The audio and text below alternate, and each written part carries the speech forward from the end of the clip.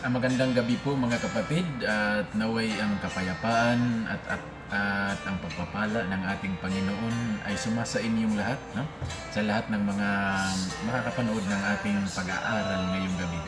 And bago tayo dumako sa ating topic ngayong gabi mga kapatid, magbigay lang muna ako ng mga kukunting pabati, no? At saka sa pagpapasalamat na rin. Yan, unang-una ako'y nagpapasalamat sa Team Gumi. Ako ang taos-puso kong ipinaabot sa Team Gumi, no? Sa team na kinaliban ko nung ride event namin dito sa Korea, no? Yun, tinakbo namin ang 200, yung nasa ulo ko ay 224 kilometers. Tinakbo namin within 9 hours mga kaibigan. Yan, ako nagpapasalamat kay Chris, kay Gilan, kay Agi, Jerwin, kay Joel, yun, kay Erwin at saka kay Steve, no? Sila ang nakakasalamuha ko. Sila yung mga ka-team ko nung nakaraang event namin dito sa Korea mga kaibigan. Yan. Salamat sa Panginoon at sa tingin ko naman napaka-successful po ng ating ride ng araw na yun, no? Last July 5 mga kapatid. Maraming salamat sa inyo. Maraming salamat sa pagkuha sa akin, no? Kahit alam ko sa sarili ko na hindi pa ako handa sa ganung bagay. Pero salamat na rin sa inyong pagtitiwala mga kapatid. Yan. At sa dumako tayo sa Pilipinas, sa misis ko. Yan. Sa masunurin kong misis. Yan. Magandang gabi sa iyo. Naway ang kapayapaan ng ating Panginoon ay sumasa inyo at sa yung buong pamilya. Binabati ko kayo ngayong gabi ng isang napakalamig na gabi, no? Sapagkat na ang lakas po ng ulan dito sa akin ngayon. Yan, napakalamig ngayon po dito sa akin. Magandang gabi sa inyo. Yan, sa nanay ko dyan sa Cebu, maayong gabi sa inyo, nay. Maayong gabi sa tanan akong mga pagumangkon. Siyempre sa akong anak, daluhan ako kanak, kayong Daniel o kang Derek. Yan, hinaot nga magbinuutan mo, no? Sa akong mga igsuon. Yan. Naway ang kapayapaan ng ating Panginoon ay sumasa inyo. Yan. Yan, hinaot nga mga kailapat, ano, sa atong Ginoo nga mas lawom pa sa akong mga igsuon ug sa aking mga kaibigan dyan sa Medellin, sa Lapu-Lapu kay Pastor Angelito, sa mga kaibigan ko Jerry, Patrick, yan kay brother ninyo. Yan. Dito po sa South Korea, no? Yan. Papasalamat din pala ako kay Brother Randall dyan sa Daegu. Kasi siya yung kasama ko mga kapatid sa sa training ko. Yan. Yan, sa wakas natapos na rin bro yung hinihintay natin. Yan, maraming salamat sa inyo kay Joel at sa kay Oliver. Sa lahat ng mga nakasalamuha ko na hindi ko mabanggit, no?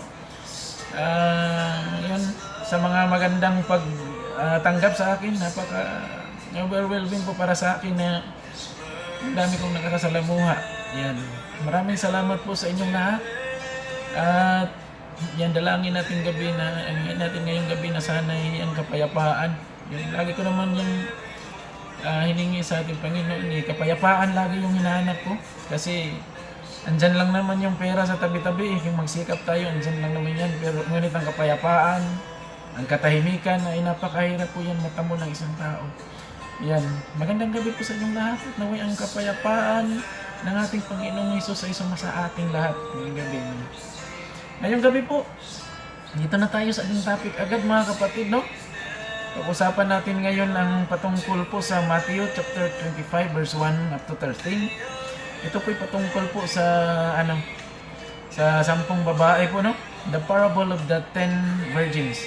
Yan po yung pag-usapan natin ngayong gabi mga kapatid at inanyayahan ko lahat na sana'y makinig tayo, no? Ito po'y napakagandang kwento na binigay sa atin ng ating Panginoon. Ito po'y napaka-inspiring na kwento mga kaibigan. Napaka-encouraging na kwento. Sana'y makinig po tayo, no? Sana'y sabayan nyo ang ating pag-aaral ngayong gabi hanggang sa matapos po ating pag-aaral sapagkat ito po'y napakaganda. Yan. At tayo na po'y magsisimula mga kapatid. Ayan. Ang atin pong kwento ngayong gabi mga kapatid ay dito lang po iikot sa Mateo Kapitulo 25, versikulo 1 hanggang 13, ano, mga kaibigan. Yan, ito po patungkol po sa 10 virgins. Yan. Yan, sana po sabayan niyo ako, no, at sana'y lagi lang po tayong makikinig ng salita ng Diyos. Ito po yung lagi kong paalala sa ating mga kaibigan at mga kapatid, no. At sa mga iilan-ilan na nanonood sa akin, no, hindi ko man kilala yung iba. Alam ko may mga ilan-ilan kasi na nanonood kahit hindi ko sila kakilala, hindi ko sila kaibigan. Ako po'y nagpapasalamat sa kanila. Ako po'y nagpapasalamat sa inyo dahil ang ating pag-aaral ay hindi naman to paramihan, mga kapatid, no? Yan, sabi nga ng ating Panginoon, kung may isa o dalawa na magkakatipon para sa Kanya, yun po ang mahalaga. Hindi paramihan po ito, mga kapatid, no? Kahit isa, dalawa o tatlo manonood sa akin, ako po'y masaya na. Yan lang naman ang ating pakay, hindi to paramihan. At saka sa ating pag-aaral, mga kaibigan, wala pong religion sa akin. Ang atin lang pong ginagawa ay ang pagpapahayag po, mga kaibigan, no? Yan. At saka patawad na rin po sa lahat ng mga nasasagasaan ko ang inyong mga beliefs. Hindi naman po intention ko ang mananagasa ng tao, kung hindi ang pagsisiwalat sa katotohanan po na napapaloob sa banal na aklat. Yun lang po ang intensyon natin, no? Hindi para yurakan ang inyong mga paniniwala, kung hindi po akayin ko kayo sa mga paniniwala na sa pagkakaalam ko yun po ang katotohanan. Yan. Sana po manood po kayo, no? Inanyayahan ko kayo hanggang sa matapos po ang ating pag-aaral. Yan. Basahin ko po sa inyo ang unang versikulo, mga kapatid. Dito po patungkol sa 10 virgins. Yan. At sa Matthew chapter 25 verse 1, ito po yung sinasabi, kung magkagayon ay makakatulad ang kaharian ng langit ng 10 dalaga na kinuha ang kanilang mga ilawan at nagsilabas upang salubungin ang kasintahang lalaki. Yan. Dito po sa verse 1, mga kaibigan, ito po na nakasulat po dito, no? Ang patungkol po sa kaharian ng langit. Ito po yung hinahalin tulad po ng ating Panginoon, no? Ang kwentong ito, mga kapatid, ay hinahalin tulad niya sa kaharian ng langit. Yan. Pansinin po natin sa versikulong ito, andito po yung kaharian. Yan, andito yung kaharian, andito po yung ilawan, andito po yung kasintahang lalaki. Yan, ang kasintahang lalaki po na tinutumbok dito, mga kapatid, nagre-represent po ito kay Jesus Christ. At itong 10 dalaga na binabanggit po dito, mga kaibigan, ay ito po patungkol sa mga tao. Yan, nagre-represent po itong 10 dalaga na ito sa mga tao. Malalaman po natin mamaya, no, kung ano ang kwento patungkol po sa 10 dalaga na ito. Yan. Ito po na about sa kingdom. Andito po yung ilawan, andito po yung langis, at syempre andito po yung bridegroom. Yan, yung kasintahang lalaki na pinapakahulugan ko po na si Jesus Christ, mga kaibigan. At again, yung 10 virgins, ito po nagre-represent po sa ating mga tao. Yan.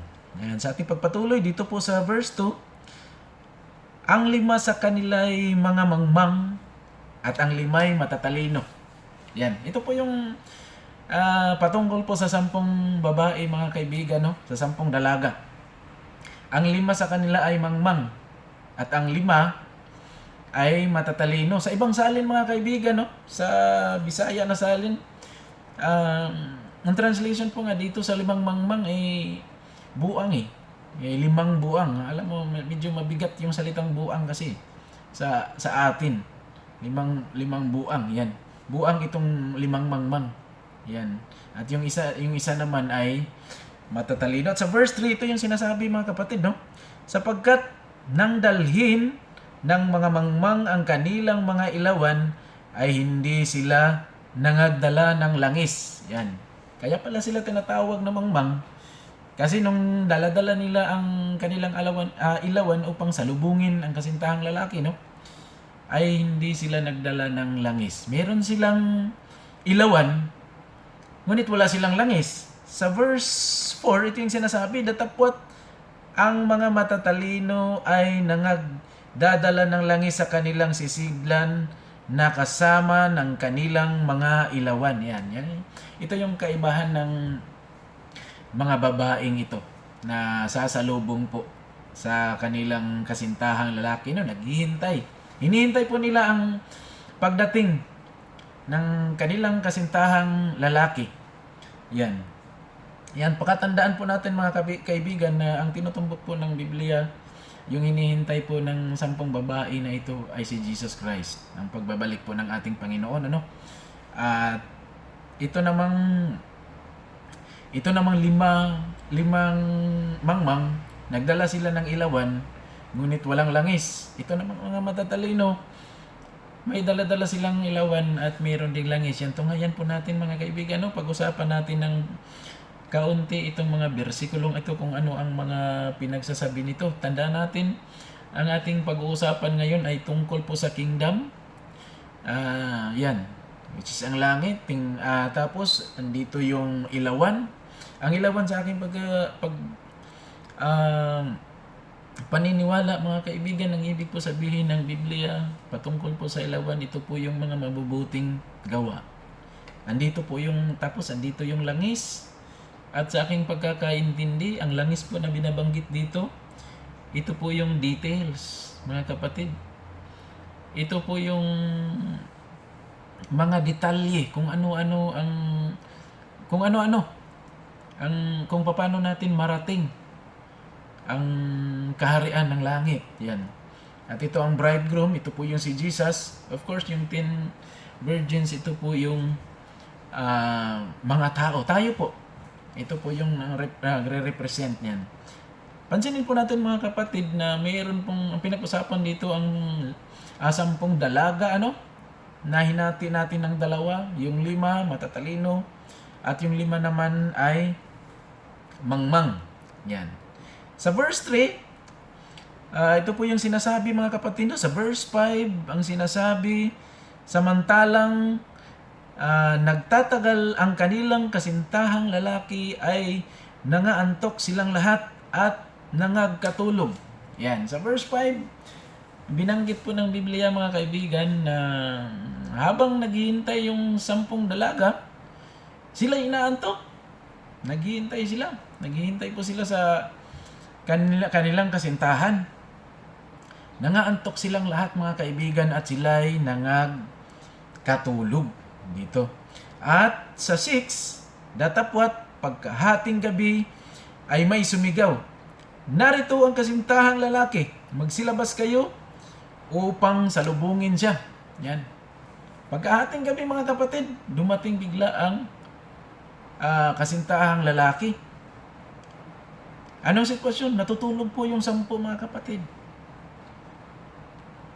Mga kaibigan, mga kapatid, napapansin po natin dito na silang lahat ay nangagkatulog. Yung 5 mangmang, 5 matatalino, yung 5 mangmang nagdala ng ilawan na walang langis. At ang 5 matatalino ay nagdala-dala ng ilawan ng walang langis. Yan.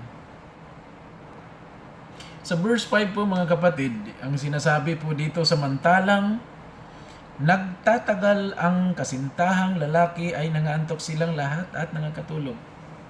Sila pong lahat mga kaibigan ay nakatulog habang naghihintay. Ano ba yung diferensya ng dalawang ito? Kung tingnan natin kung ano ang pagkakaiba ng 5 mangmang at 5 matatalino. Ang 5 mangmang po mga kapatid, nangagkatulog sila na hindi handa. Samantalang ang 5 matatalino, nakakatulog sila na hindi handa. Ano bang ibig kong sabihin? Kanina binanggit po natin, may langis, may ilawan. Yan. Ang ibig kong sabihin, ang ibig sabihin po ng Biblia, yung kanina, yung 5 mangmang ay walang langis, yung 5 matatalino mga kapatid ay merong langis habang napatulog. Tapos sa verse 6, datapwat ng pagkahating gabi, ayan na, Nung humating gabi na po mga kapatid, dumating na po ang kanilang hinihintay. Dumating na po si Jesus, mga kaibigan. At yan, dali-dali sila, no? At sa verse 7, ito yung sinasabi, nang magkagayoy, nagsisibangon silang lahat, ang mga dalaga ngayon at pinagigi ang kanilang mga ilawan. Ayan. Nung nagising na silang lahat, mga kapatid, ayan na, kailangan nang pailawin ang kanilang mga ilawan, no? At sa 7, ito yung sinabi ng mga mangmang sa matatalino, bigyan ninyo kami ng inyong mga langis sapagkat nangangamatay ang aming mga ilawan. Ayan. Dito na tayo magkakatalo-talo, mga kaibigan, no? Ngayong gabi, mga kaibigan, gusto kong ipaunawa sa inyo kung saan po kayo dito. Kung saan po tayo dito. Tayo po'y mamimili, ano? Kung dito tayo sa matatalino o dito tayo sa limang mangmang, mga kaibigan. Ang sinasabi po dito, nung sinindihan na nila ang ilang ilawan ay hindi ayaw iilaw kasi nga wala pong langis po yung ilawan ng mga limang mangmang. Tapos ito namang matatalino, ayun na, okay na yung kanilang ilawan. At sinabi dito sa verse 9, datapwat nagsisagot ang mga matatalino na nagsasabi, baka sakaling hindi magkasya sa amin at sa inyo, magsiparoon kayo at mangagbili at magsibili kayo ng ganang inyo. Yan. Sa makatuwid, mga kaibigan, yung mga matatalinong babae, hindi nila binigyan ng langis ang yung limang mangmang. Pag-usapan po natin ito, mga kapatid. Ito po kasi yung sabi dito sa verse 6, no? Basahin ko lang po ulit. Yan. Datapwat pagkahating gabi ay sumigaw at narito ang kasintahang lalaki, magsilabas kayo upang salubungin siya. Yan. Sa ating gabi, mga kapatid, biglang sumigaw, no? Biglang may sumigaw na andun na nga yung kasintahan nilang lalaki. Ayan, nagkakagulo-gulo na, mga kaibigan. Nagkakaitaw ba, mga kaibigan? Ano bang ibig sabihin ng Biblia? Dito po sa Mateo verse 5, verse 14 up to 16, mga kaibigan, basahin ko lang po sa inyo, no, kung ano ang ibig sabihin ng ilaw. Yan. Basahin ko lang po dito, no. Sa Mateo chapter 5 verse 14, ito yung sinasabi, kayo nga ang ilaw ng sanlibutan. Ang isang bayan na natatayo sa ibabaw ng isang bundok ay hindi maitatago. Sa 15, hindi rin nga pinaninigasan ang isang ilawan at ilagay sa ilalim ng isang takalan, kung hindi sa talagang lalagyan ng ilaw at lumiwanag sa lahat ng nanganga sa bahay. At sa 16, mga kapatid, ito yung sinasabi, lumiwanag na gayon ang inyong ilaw sa harap ng mga tao upang magkakita nila ang inyong mga mabubuting gawa at kanilang luwalhatiin ang inyong Ama na nasa langit. Yan, ito palang ilawan, mga kaibigan. Ito po yung sinasabi po dito sa Mateo chapter 5 verse 16. Ito po ang nagre-represent po sa ating mga mabubuting gawa. Tayo pong mga nag-claim po ngayon ng Kristiyano, mga kapatid. Paano po ba natin malalaman ng isang Kristiyano? Ang sabi dito sa verse 16 ng Book of Matthew chapter 5, ito yung sinasabi, lumiwanag na gayon ang inyong mga ilaw. Ang ilaw po ang ibig sabihin ng ating mga gawa sa harap ng mga tao. Ibig sabihin, mga kaibigan, kung tayo po ay Kristiyano, ang atin pong mga gawa ay makikita ng lahat ng tao. Kaya nga pag sinasabi ng iba, kahit ako, pag sinasabing Christian, mga kaibigan, kakaiba yan sila. Marami sa atin ngayon ang nag-claim na Kristiyano sila. Ang dami-dami po, mga kapatid, kapag tinanong natin sila, ang sabi nila, Kristiyano sila. Ngunit, yung mga ilaw, yung kanilang mga ilawan, ay hindi mo makikita. Yung mga ilaw, yung mga liwanag ng kanilang pagka-Kristiyano ay hindi natin makikita. Ang sabi dito sa verse 16, lumiwanag na gayon ang inyong mga ilawan sa harap ng tao. Sana nga'y magliwanag sa ating mga kapitbahay, sa ating mga kaibigan, sa lahat ng tao sa mundo, mga kaibigan ng ating pagkakristyano. Ano ba yung ibig sabihin ng Biblia?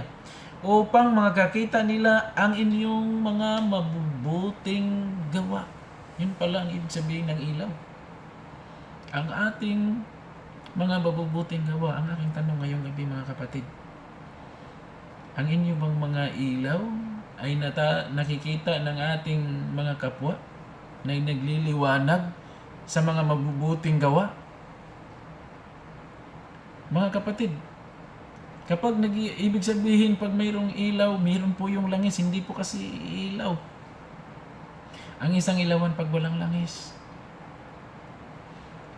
Mga kaibigan, ang sabi ng Biblia, magliliwanag sana sa lahat ng tao ang mga mabubuting gawa upang kanilang makita. Ano?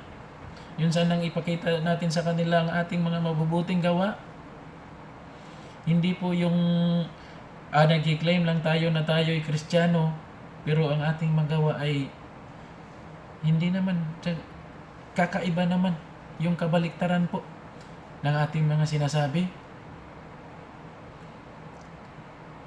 Ang sabi nga, ulitin ko lang po, lumiwanag nga gayon ang inyong mga ilaw. Ibig sabihin, ipakita natin sa ating kapwa ang ating mga mabubuting gawa, mga kapatid. Dito po sa Titus 1, versikulo 16, ito po yung sinasabi na sila'y napagpapanggap na kanilang nakikilala ang Diyos, ngunit ikinakaila sa pamamagitan ng kanilang mga gawa, palibhasay mga malulupit at masuwayin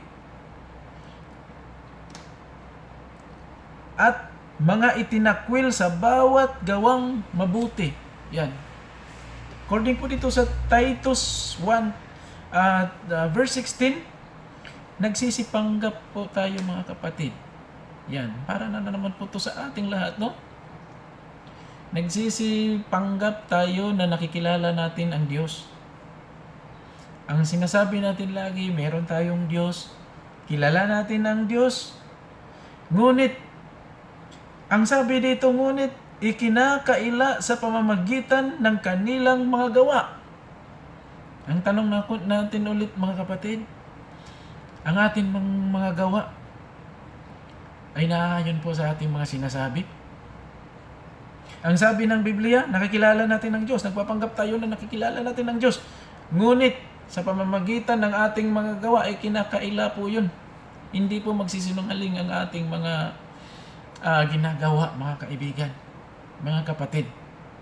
Kapag sinabi natin, kilala natin ang Diyos, susundin natin ang Diyos. Ang Diyos po, ito po yung makapangyarihan sa lahat.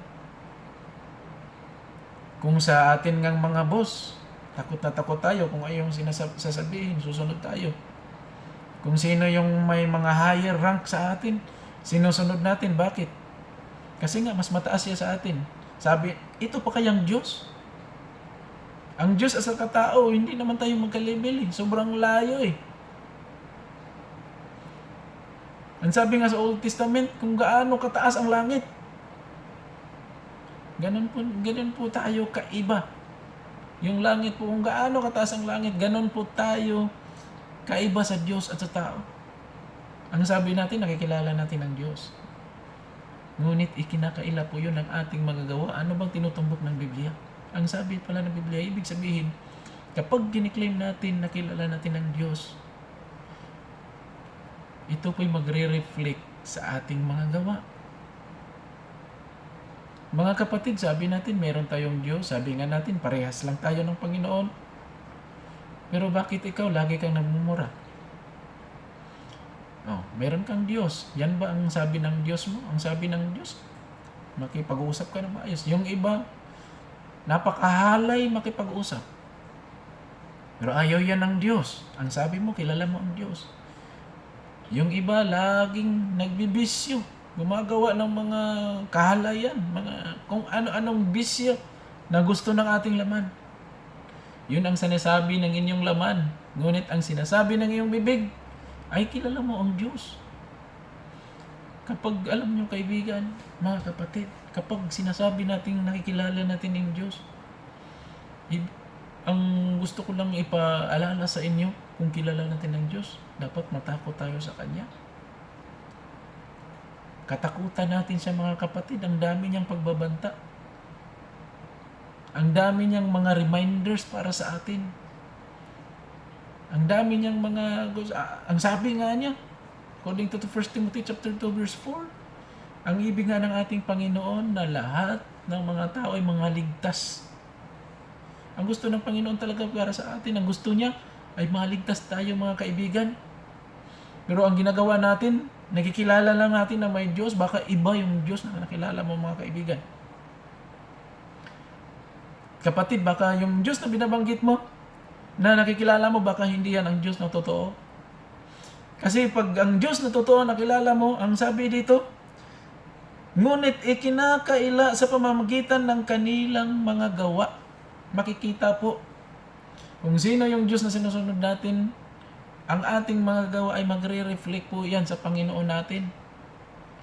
Kaya nga ang sabi po ng Biblia, makikilala mo ang kanyang puno ayon sa kanyang bunga. Kung ang puno mo, kung ang iyong Panginoon, ang puno ay yung tunay na Panginoon, makikita po yan sa kanyang bunga. Ang bunga, ano bang bunga? Ay yung mga mabubuting gawa natin. Kung mabubuti ang gawa natin, ibig sabihin, mabuti din ang puno natin. Sino ba ang kiniklaim na puno natin? Ay yung Panginoon. Mga kaibigan, sana'y bigyan natin ng pansin, no? Itong pinag-uusapan natin. Ito po yung napakalaga. Ito po yung, isa lang po ito sa mga, mga nakaka-encourage na message dito sa Biblia, itong pinag-uusapan natin. Yan. Ang ating mga ilawan, mga kaibigan, ang ating mga mabubuting gawa, dapat yun ang makikita ng ating kapwa sa atin. Paano tayo makipag-usap? Kung paano yung mga pinagagawa natin. Ang binabanggit po ng Biblia ay yung mga mabubuti nating gawa, mga kaibigan. Patuloy po tayo dito sa chapter 9, basahin ko lang po ulit. Dapat nagsisagot ang mga matatalino na nagsasabi, baka sakaling hindi magkasya ang sa amin at sa inyo, magsisiparaon muna kayo at nangagbili at magsibili kayo ng gaanang inyo. Humingi kasi yung mga kapatid. Humingi dito sa verse 8, humingi kasi yung 5 mangmang ng langis. Ngunit anong sabi ng matatalino? Hindi pwede kasi kapag binigyan pa kayo, baka hindi magkasya sa kanila at sa yung may-ari ng langis. Ibig sabihin, yung langis pala mga kaibigan, hindi po yun pwede i-transfer nila sa iba. Kasi po mga kaibigan, tandaan po natin ito, ang kaligtasan po, ang kaharian po ng ating Panginoong Diyos, ay hindi po ito group by group. Individual po tayo mga kapatid, hindi pwede na yung langis ko, ang sabi ko kanina, yung langis, yun po yung details, yung detalye po, kung paano natin marating yung kaharian ng Diyos. Kung paano natin marating yung Diyos, ito po yung langis ang magdadala sa atin doon. Mga kaibigan, binabanggit ng Biblia na hindi sila binigyan.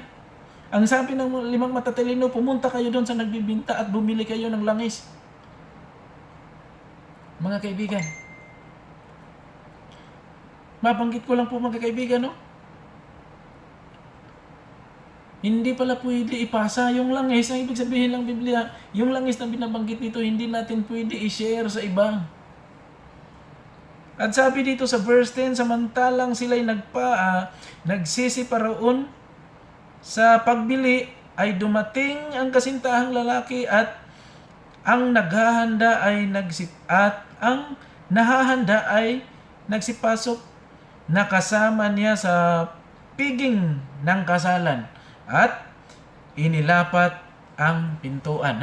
Nung dumating, habang nagsisiparoon po ang 5 mangmang, nagbumili ng kanilang langis, Nung dumating po ang kasintahang lalaki ay nagsisipasok. Yung mga 5 handa, ito po yung sinasabi, at ang mga nahahanda ay nagsipasok na kasama niya sa piging ng kasalan. Pumasok na po sila doon mga kaibigan sa kaharian. At ito ang sinasabi, at inilapat ang pintuan. Nung nakapasok na yung 5, sinara na yung pintuan, mga kaibigan. Dito po sa verse 11, at samantalang sila, at sa verse 11, pagkatapos ay nagsirating naman ang ibang mga dalaga na nagsasabi, Panginoon, Panginoon, buksan mo kami. Sa verse 12, ito ang sinasabi. Datapwat sumagot siya at sinabi, katotohanan ang sinasabi ko sa inyo, hindi ko kayo nakikilala. Ngayon, ito yung mapait, mga kapatid. Ito yung kaibahan ng 5 dalaga. Yung 5 handa at 5 hindi. Ano bang binabanggit ng Biblia? Yan, pag-usapan po natin ito mga kapatid, no? Ang sabi ng Biblia mga kaibigan, hindi binigyan ng langis yung mga manggayan ng sinabi ko kaibigan. Hindi po pwede na yung ating langis ibibigay natin sa ating kapwa. Kasi para lang yun sa iyo. Sapat lang yun para sa iyo, para sa paghihintay mga kapatid. Tinutumbok ng Biblia na hindi, at nung sinabi nila magsisipagbili kayo, ibig sabihin mga kaibigan, minapunta nila doon sa nagbibinta upang magsisipagbili. Ito po yung isang tinutumbok ng Biblia mga kapatid, no? Na saan na ibigyan natin ng pansin. Bumili kayo doon sa bilihan ng langis. At alam nyo ang nangyari?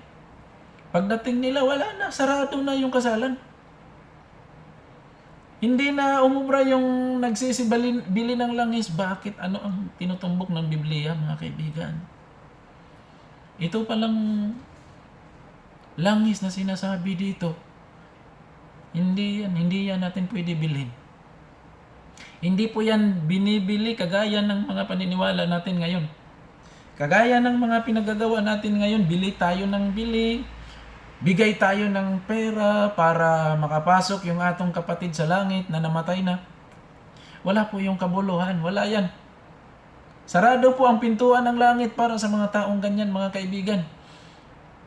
Ang kaligtasan po dito sa mundong ito, mga kapatid, hindi po yan nabibili. Ito po'y pinaghahandaan, kagaya ng binagkukwentuhan natin ngayon. Ang 5 babae ay nakapaghanda sila ng langis. Yung mga